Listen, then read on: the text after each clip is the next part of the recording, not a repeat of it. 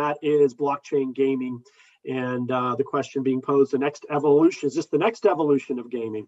And we have a stellar group of panelists to tackle all topics around blockchain gaming. So I will invite on to our show, Anya Shapina, Head of Performance, The Sandbox. Welcome, Anya. Hello, I'm Anya Shapina. Can you hear me? Yes, I think so. I'm the Head of Performance at The Sandbox, a decentralized community-driven gaming ecosystem where users own, create, and monetize their assets and gaming experiences on the Ethereum blockchain. In my capacity, I drive growth of our metaverse through user acquisition and product marketing initiatives. Terrific. And I think, folks, when I invite you on, you can hold the intros until our moderator comes on. Marcus Lipp, CEO of Kongregate, CFO of MTG Group Gaming. Welcome, Marcus. Hi, Ned. Nice to meet you. Hi, guys. Yep. And Mark Long, CEO of Neon. Mark, great to have you here. Good morning. Yep. And Q Lee, President of Come To Us USA. Q, great to have you here. Hi, nice to meet you guys. And Ryan, who has the title of the year, Ryan Myers, Chief Anthropobotanical Engineer, Flower Girls, Blockchain Developer, Merlin Labs. I don't even know where to go with that, Ryan, but welcome. Hey, thanks. Yeah. And our moderator is Chris Akhavan, Chief Business Officer of Forte. Chris, take it away. Thanks, Ned. Thanks for having us. And hi, everybody. I'm super pumped. This is an amazing panel we have today. Again, I'm Chris Akhavan, the Chief Business Officer at Forte. I'm going to be your moderator for today.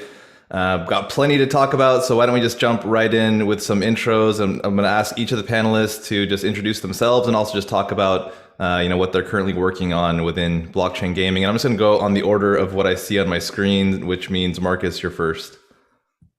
Okay, happy to do that, Chris. So again, hello, my name is Marcus Lipp. I'm the CEO of Kongregate. Kongregate is a well-known Web2 space, actually, and we decided a couple of years ago, actually, to start to explore the blockchain space a bit for us with Forte partnering and getting an early read on how our users would perceive the whole journey around blockchain gaming, being able to interact with the technology, the trading platform. So we took that to the next level and recently announced a partnership with Immutable, basically supporting our first two NFT projects, which is the Bitverse and Blood Vessels, two really cool projects that will get to the market soon with NFT drops.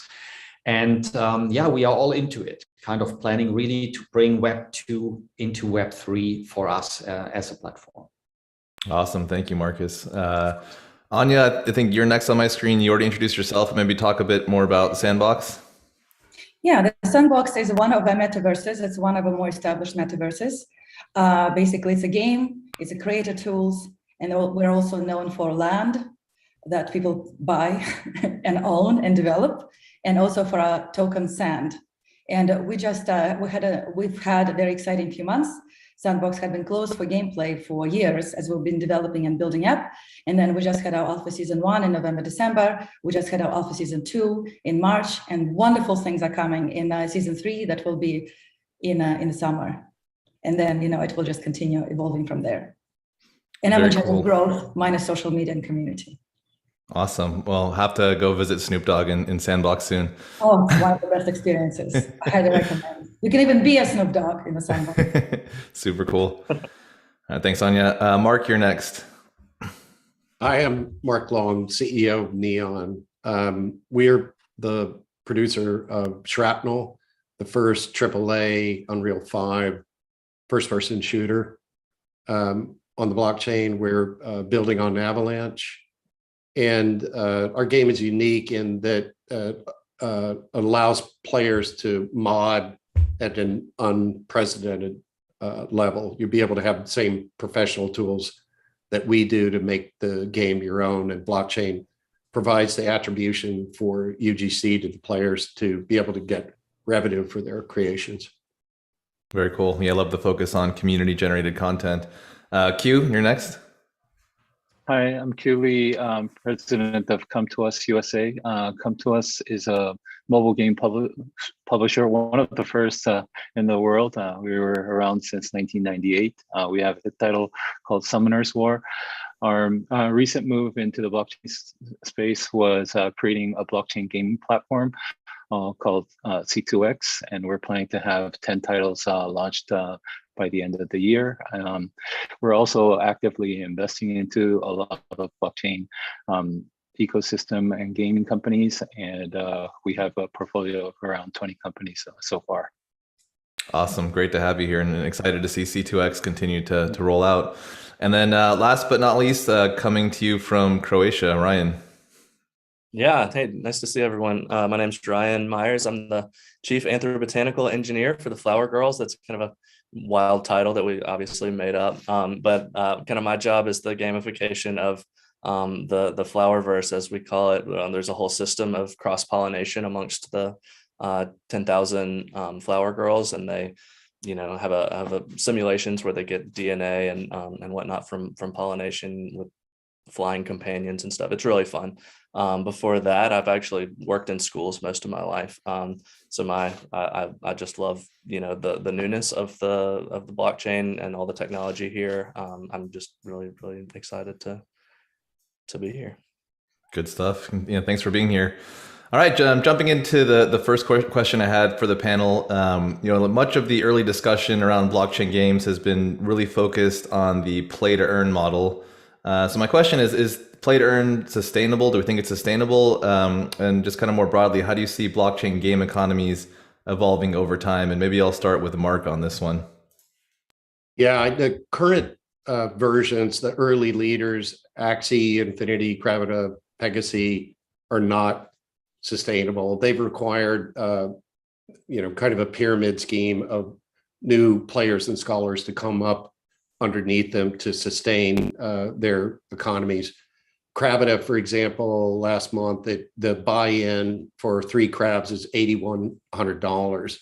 Wow. And so you get scholars that essentially are just gold farmers that are grinding on all of this. The real money is made in this space by the guilds and others that get to buy these NFTs at a really early stage, like pre-sale,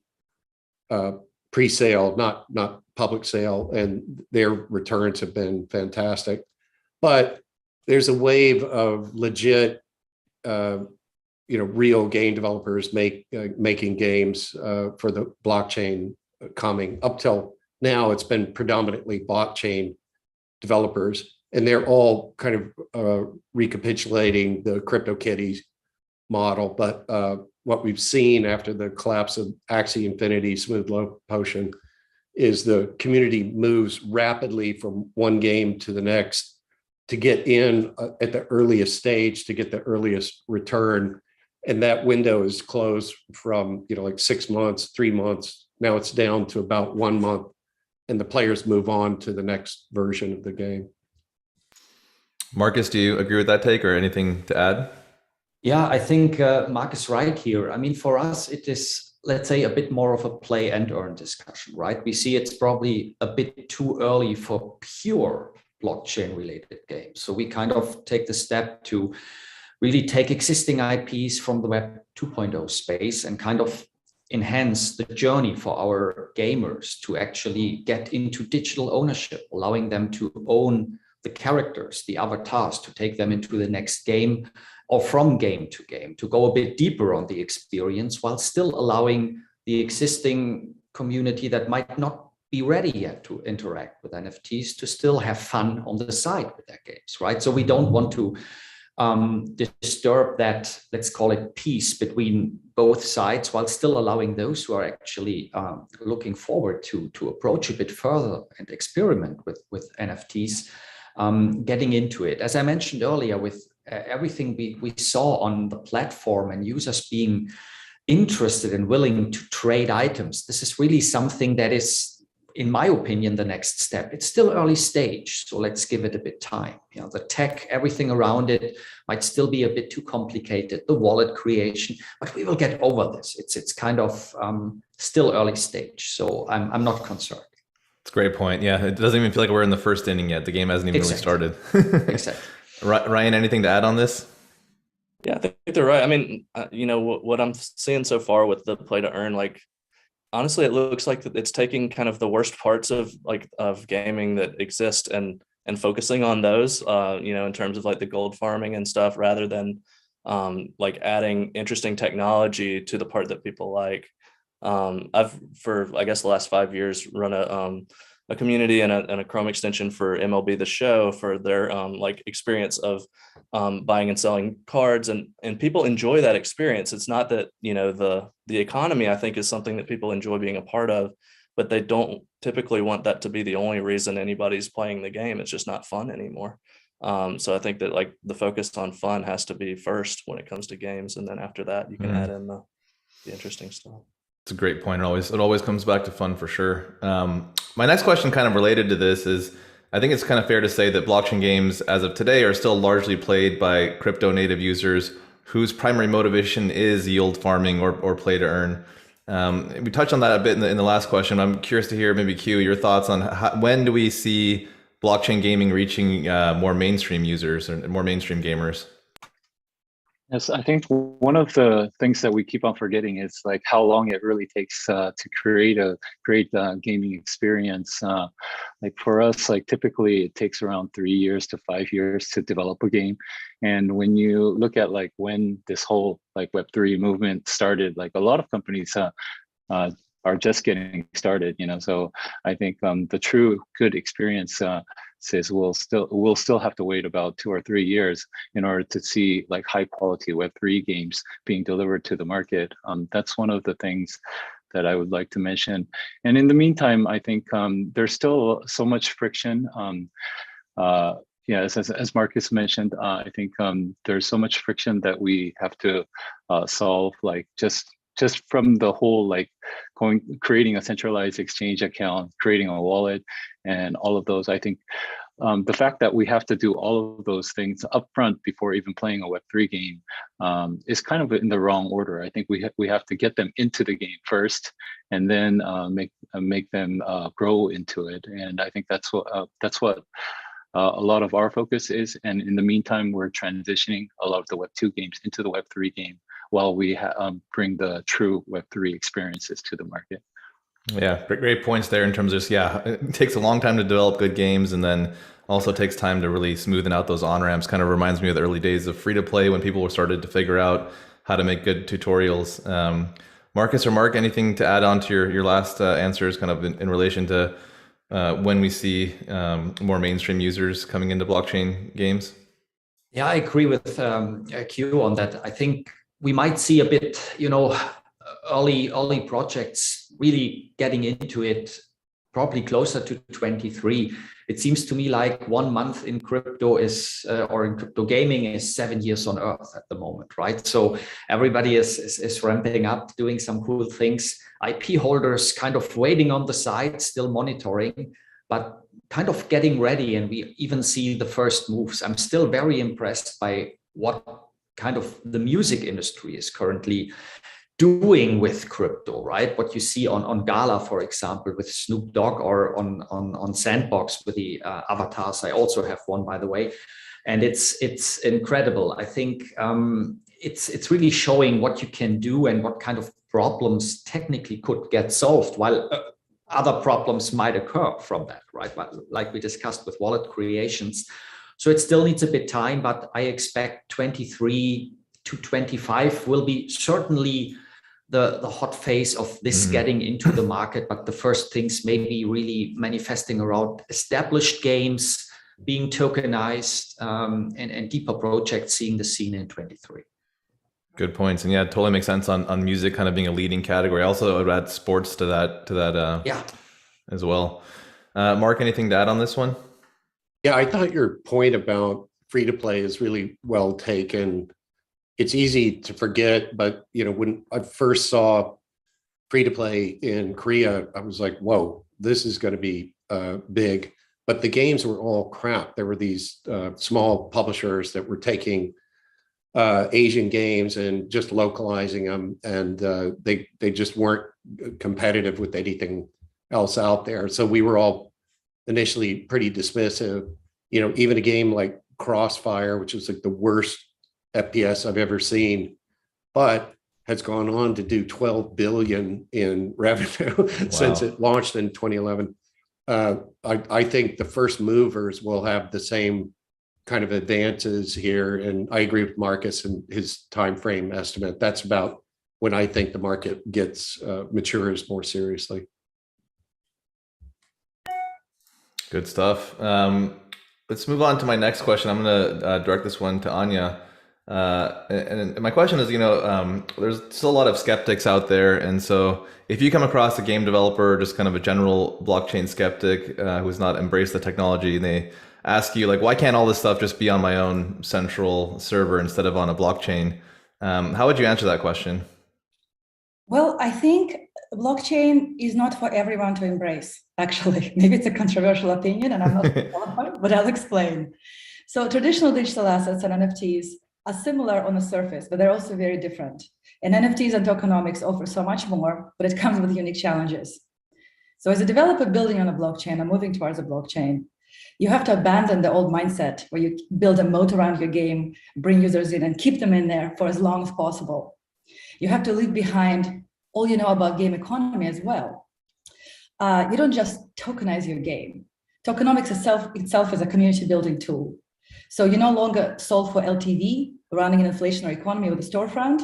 Now you don't set fixed pricing, and now you have to balance supply and demand. So on the blockchain, you actually run a public service. It's like managing a little country with supply, demand, and encouraging a healthy economy with peer-to-peer transactions and healthy economic activity. Only then you make profit, which is really a huge challenge. You also give customers freedom to leave your game, take assets out of your game, but it's also really hard to embrace.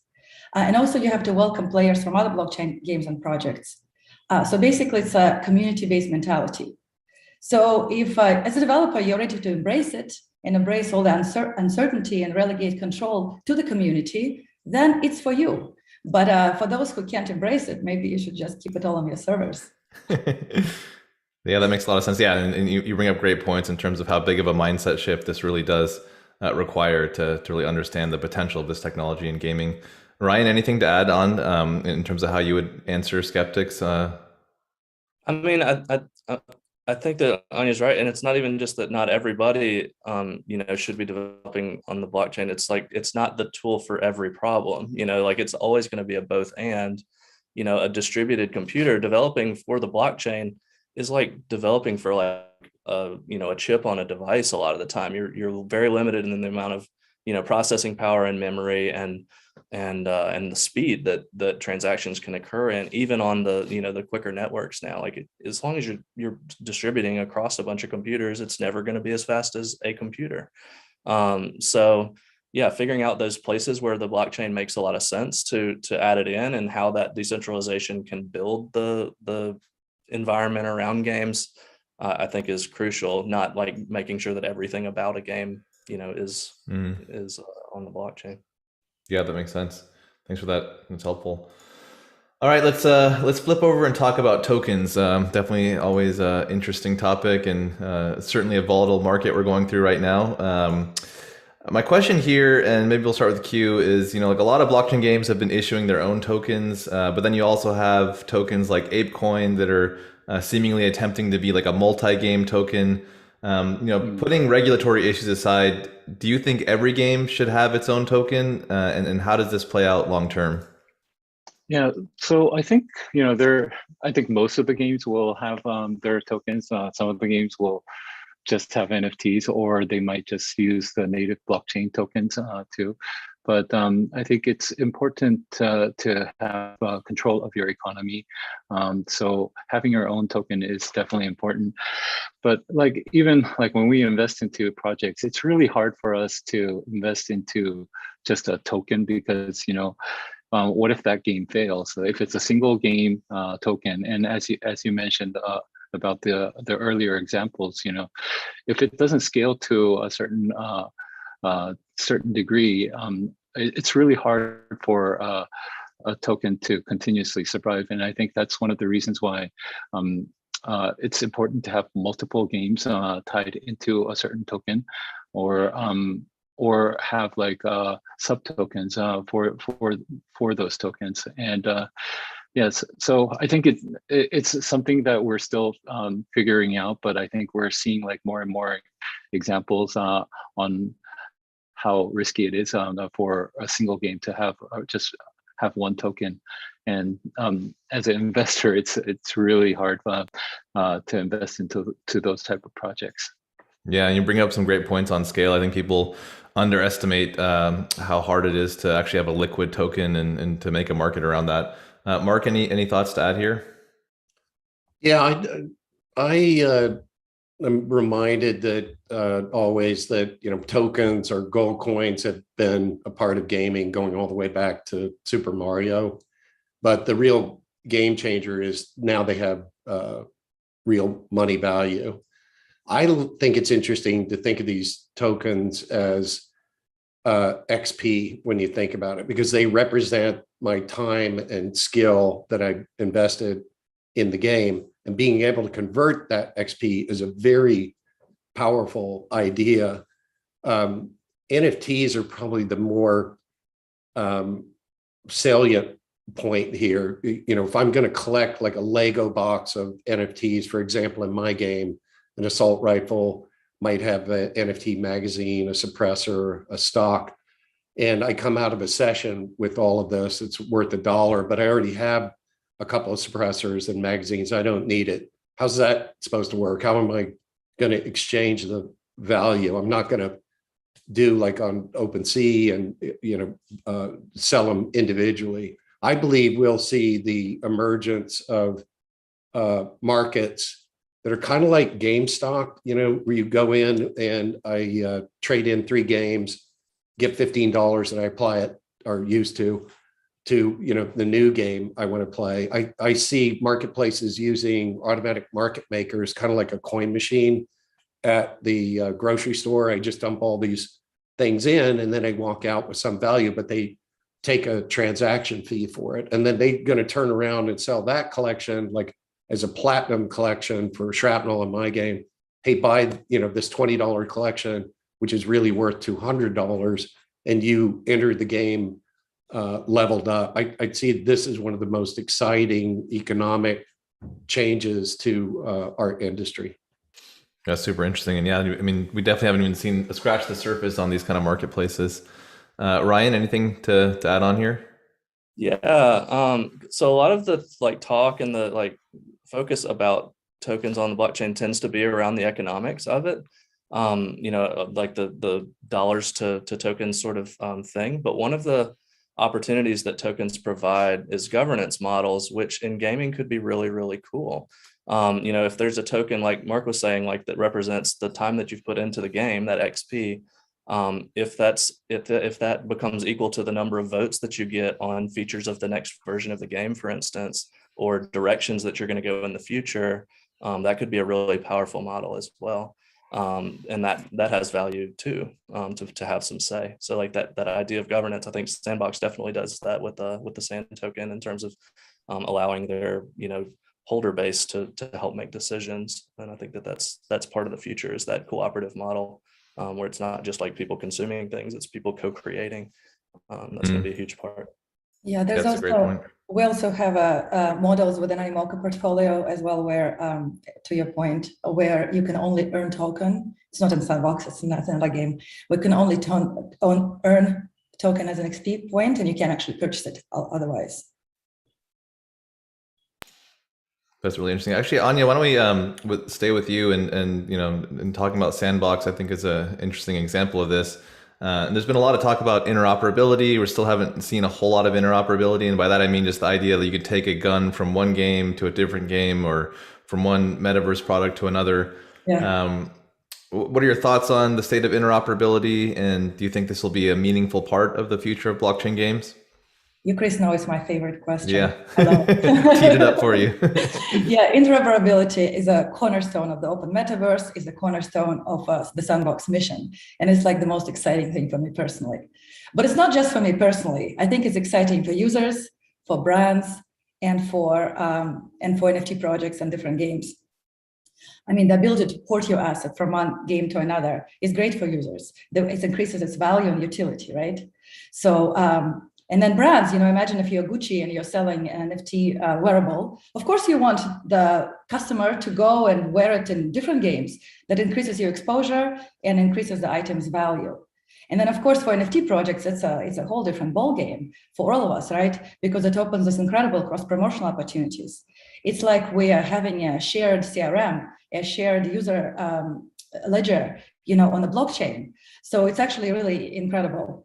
So, of course, utility and attributes vary from game to game. That's hard to solve for. But the specific example that you, Chris, brought up, guns or swords, weapons, is something that's actually quite easy to solve for. And we're actually exploring this exact scenario with one of your games. So hopefully it's coming soon. And actually at the Sandbox, specific case of the Sandbox, we're bringing in a lot of NFT projects. We mentioned Snoop Dogg. I have a World of Women avatar, which I cherish. And, I can play it in the Sandbox. It can be my actual avatar in a game. And we're basically onboarding like a ton of NFT projects, and they come with their communities, and we give them their communities. So it's really incredible growth strategy that we should embrace and move towards fast. And I think we will. We are moving towards very fast. That's awesome. Yeah, and I love how you've always been a champion for interoperability. Marcus and Mark, I mean, you both have games that have weapons and other items. I mean, what are your thoughts on having those items be able to be played in somebody else's game? I think this is a good question. And in my personal view, it will be the next level, right? We still have to solve some, let's say, underlying tech issues and really games being on a similar integrational path, so to say, to make or to allow them to actually use items or across a certain universe. But just think of a platform approach where all the integrated partners work on us or are integrated on a similar protocol. But this is basically possible. And I think it could actually be a lot of fun to really use certain items from one game in another game, being able to carry that over. That's one of the benefits we create with digital ownership, and one of the benefits we see going forward in the market. So we are certainly up for it.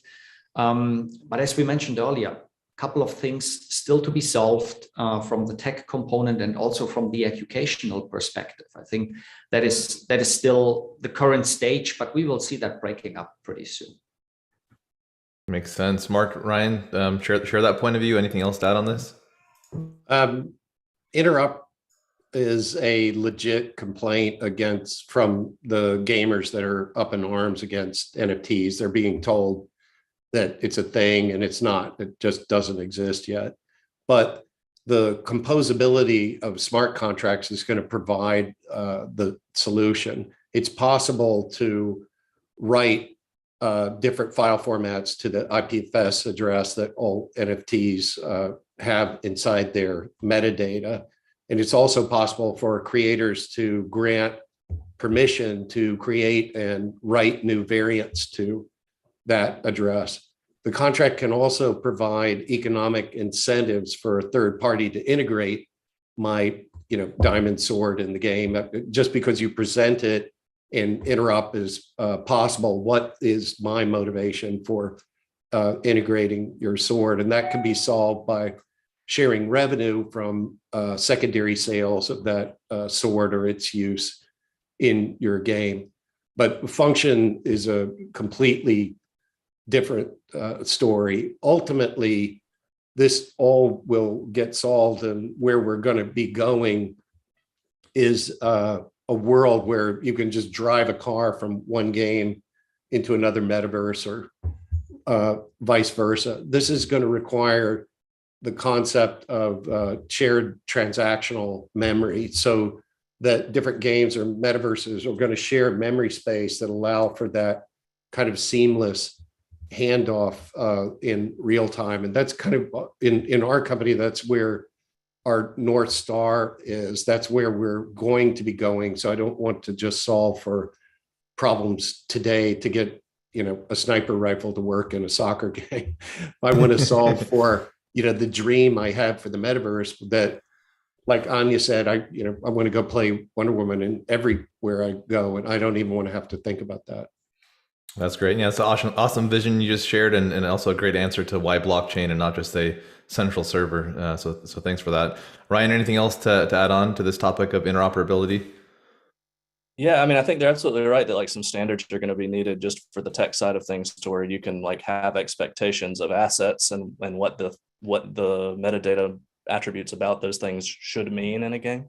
But I'm also like, for instance, with Flower Girls, it's a project that's focused on children. We've raised, like $700,000 for St. Jude's. Like we've done, and the goal is to support child artists. And one of the reasons why Bravara, the artist, hasn't released all of the IP to holders is the concern about how that IP might be used in a way that wouldn't be something that was healthy for children to be a part of. So that's going to be a part of it as well. And I think that's especially going to come into play with a lot of the larger IP holders, your Disneys and your Marvels and so on, is like convincing them, to make something that's interoperable, but that also they can put limits on that interoperability and how their IP is going to be used. Yeah, that's a great point. And also, really cool to hear about the charitable cause that you're supporting. Let's switch gears a bit and kind of zoom out into the macro perspective. Last year was obviously like a marquee year for blockchain gaming, and $4 billion was invested into blockchain game companies last year alone. The figure that came out for just Q1 of this year was about 2.5 billion. So we're definitely on pace to beat last year in terms of investor appetite in the space. I'll direct this question to Q initially. I mean, where on the curve do you think we are currently in terms of investor appetite in the space? Do you see any changes this year in the type of opportunities within the category that investors will be most focused on? And you're obviously one of those investors in the space, so I'm really curious to hear your thoughts. Yeah, I hope my connection is okay. So Yeah, all good. Yes. So yeah, so I think there's plenty of capital right now. Like every other week, I think you probably see new funds coming, raising new capital. So I think there's still going to be like constant investment into the space. Obviously, there's a lot of fluctuation happening in the market right now. So I think a lot of companies are going to be a little bit more careful on the decisions that they're making. Also, one of the things last year was just because we were at the beginning of all of this, there was a lot of excitement into this, which made the early investments attractable. But now, the more attractable thing that's happening this year is actually the better teams are onboarding. So a lot of great talent is moving into the space. And I think when, in an investor's point of view, what excites us the most is actually the talent. Of course, it's also the timing up to the market, etc. But nothing else excites us more than the talent that's moving into the space. So I think we'll have a great year, and I think a lot of the investors, they're not doing this for a quick flip. We know this takes time, and most of the investors that I meet with have extremely strong conviction and an extremely long view in investing into the Web3 space. So I'm still very bullish about the amount of investments that's going to happen this year. Very cool. And yeah, great to hear the long-term perspective that you have on the space. Marcus, any thoughts on your end? Yeah, I agree with Q on this one. I think if we just look at the trading volume of NFTs last year, which was about $23 billion, we saw 20% around happening in gaming, and this is kind of steadily increasing. So you certainly see a lot of interest from investors to still fund individual projects, or even, think about all the independent developers, the indies. They are not yet part of that wave in a heavy moment, right? So even you will see that Kongregate will come out soon with a pretty cool announcement. And I think there is still a lot in that space where investors are looking into building something cool, allowing interesting projects to actually get a seed funding for learning around blockchain integration and taking it to the next level. We will also see that within tech. on just the wallet side, or on it in general getting simpler, so to say, for allowing one day the grandma in Nebraska to actually use a wallet and actually set it up by herself, right? I think there is still a lot of education to come, but with a lot of investing power, that's gonna take its way. I think we are in a pretty good spot for this. Very cool. And yeah, look forward to seeing your announcement soon. So time check, I think we have about 8-ish minutes left. I can keep asking questions. If anybody in the audience has a question for the panel, though, feel free to throw it either in the chat or in the Q&A section, and we can take an audience question if anyone has any.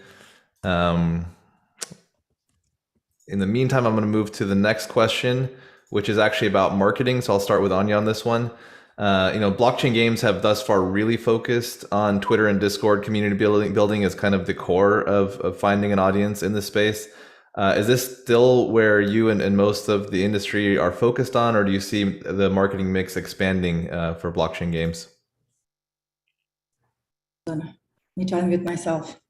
Well, I'll try to respect our time limit. I can talk about this for hours because that's actually my exact job. Anyway, Web3 offers new platform agnostic and community-based distribution strategies. And when we do start on Twitter and Discord because that's where the communities are.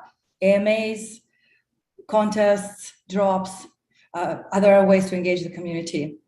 And I would add Telegram and Medium blogs to that perhaps. But then as we grow, as the communities grow, they become less cohesive and less intimate, and just harder to drive that kind of engagement. And also when we have to attract millions of users, especially mainstream users, we have to go where users are. So we go to YouTube, Twitch, maybe TikTok, other channels to build your top funnel growth. But then it doesn't stop on top funnel growth, does it?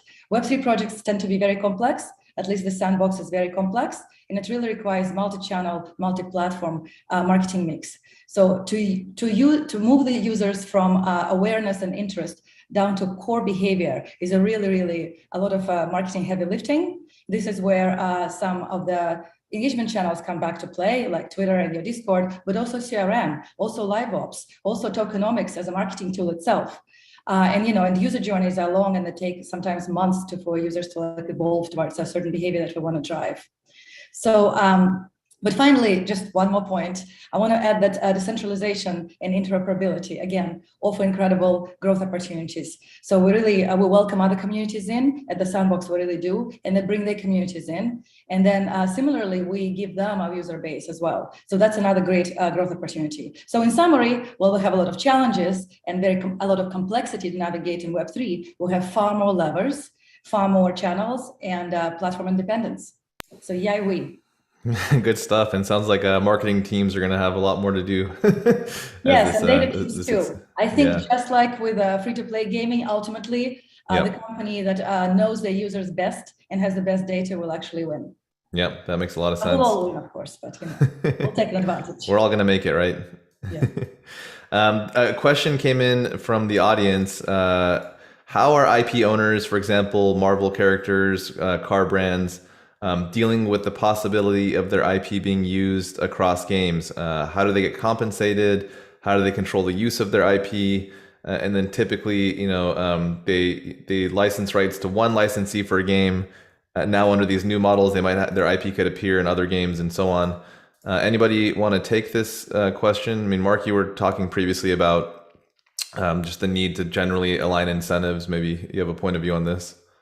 Yeah, I'm up in Seattle, and I've been here since the early 90s. And I'll recall when Bill Gates bought the Getty photo catalog, and everybody's like, why did he do that? Like, the speculation was he could show those photographs on his LED, picture frames.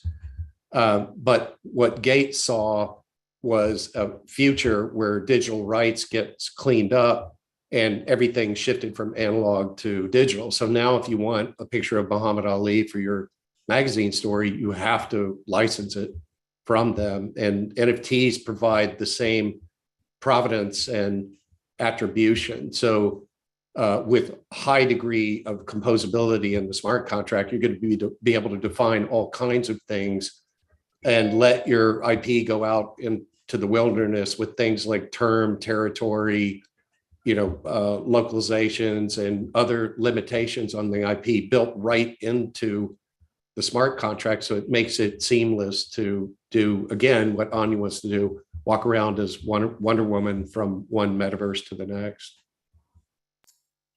Not Wonder Woman, World of Women. World of Women, sorry. Very different. Yeah, Okay. there's actually startups that we've been looking into who are doing exactly the same thing, creating licensing protocols. So I think, that's going to be a huge business going forward. There's a lot of things to be done, Yeah. Yeah, that'll be super cool to see this really kind of weave its way into the technology itself. So we only have a couple minutes left, so maybe we'll just wrap up the panel. And what I thought would be good to close on is I'm sure we have a bunch of people in the audience that haven't really spent much time in blockchain gaming, don't really know much about what's going on in the space. Kind of open it up to all of you. If you have recommendations for someone that's kind of new to blockchain gaming or even just blockchain technology, any resources or games or, media, books, whatever that you'd recommend. I recommend for anybody starting at the beginning, New York Times did an extended piece 2 weeks ago called The Latecomer's Guide to Blockchain. It's excellent. It covers all these subjects from a layperson's perspective, but delves deep into their potentials. Awesome recommendation. Any others?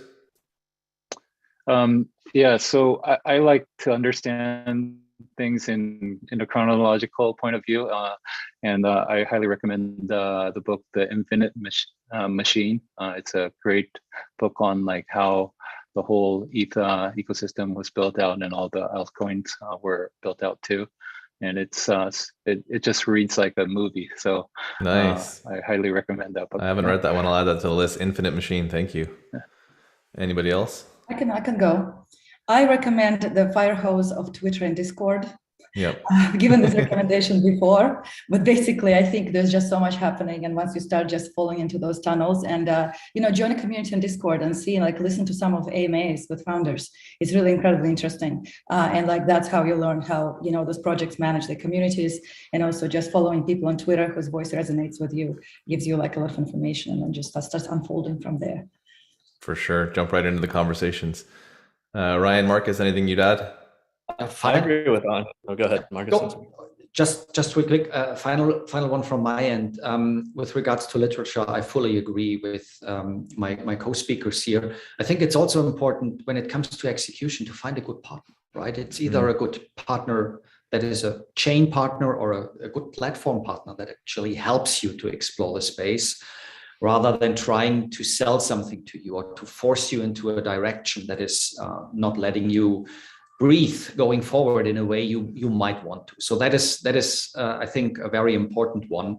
But it starts with reading, right? So a lot of study, a lot of education to begin with.